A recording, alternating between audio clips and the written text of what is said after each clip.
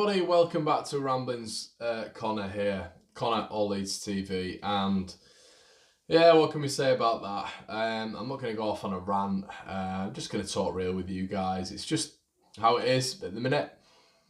I've thought for a while now it's playoffs, and Wigan sort of affirmed that for me. Today was a little bit of a sort of reach, clutching at straws. Can we do anything today? But the 3-0 Sheffield United against Hull, I was a little bit like, that's game over. It's game over. The momentum's with them. When they have players out, they can replace them. I'm not 100% sure we can do that.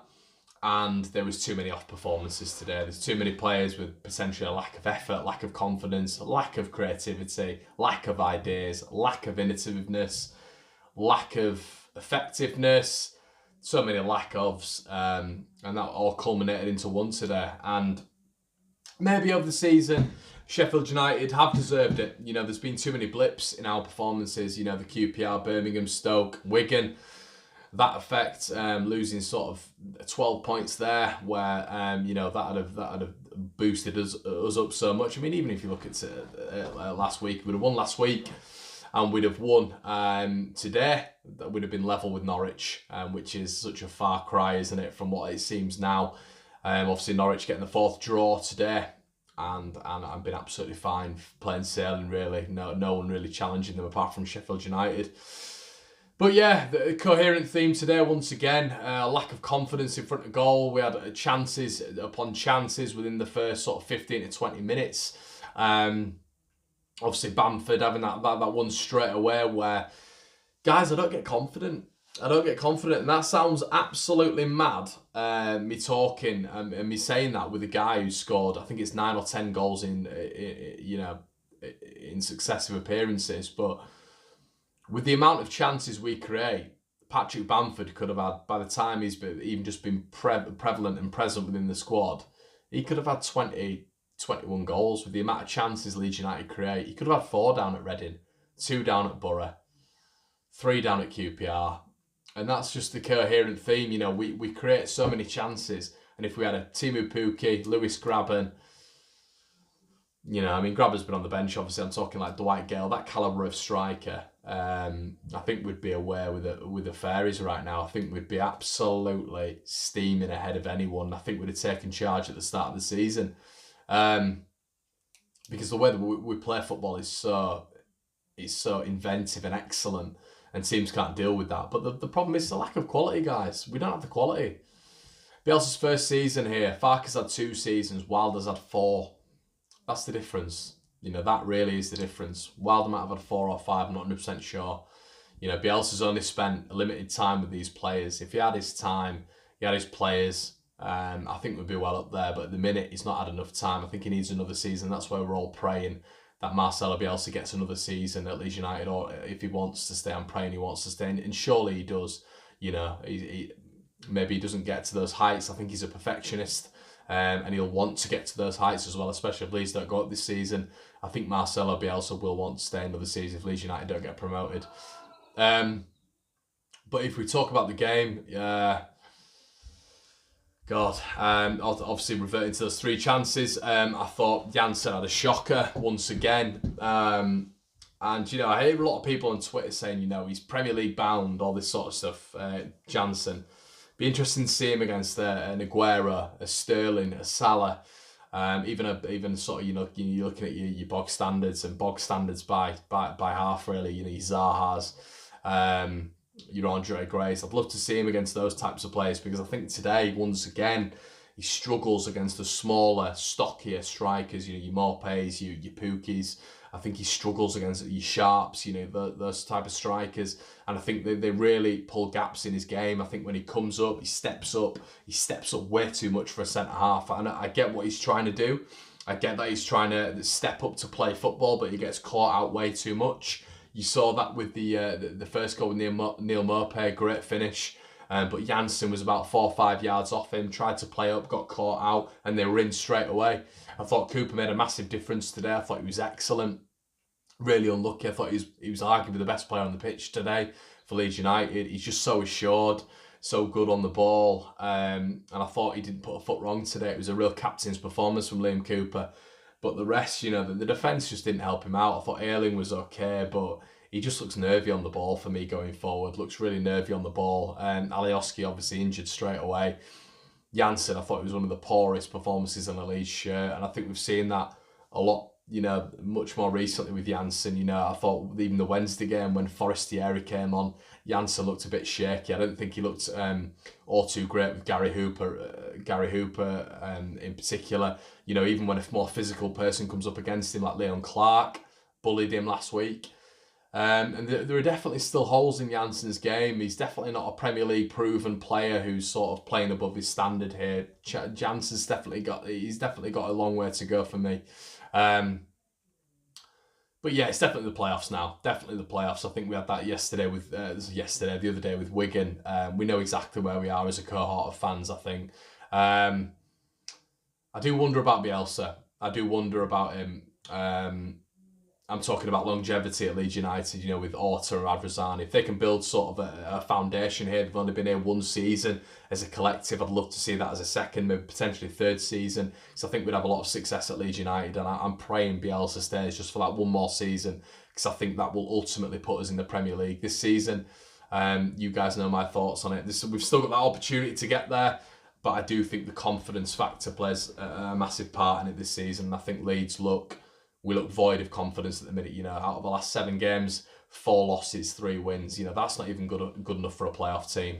And it was paramount today for me. The Brentford players looked a level above Leeds.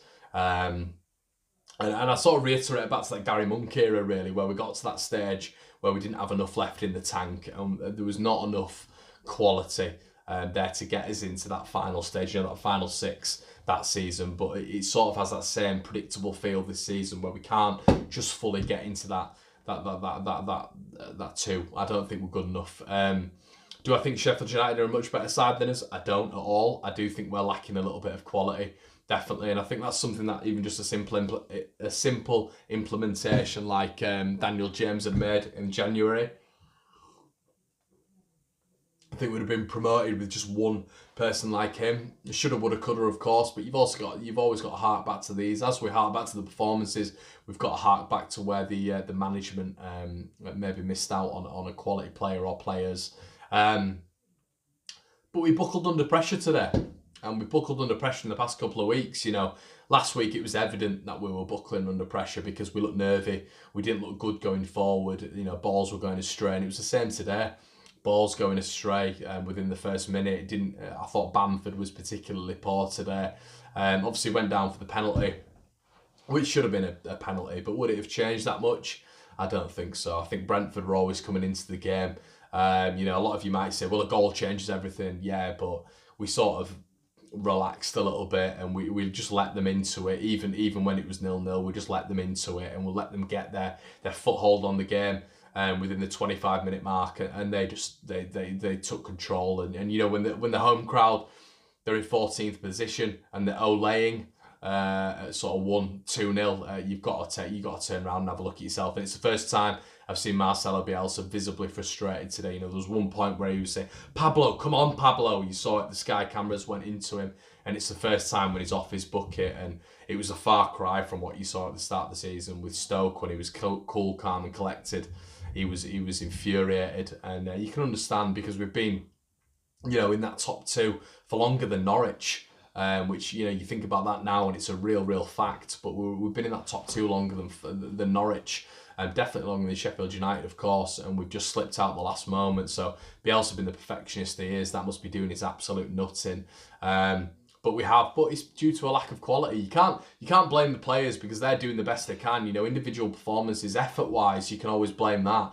But, composure, quality-wise, you can't blame the players, because they're just not good enough. It's not that next level.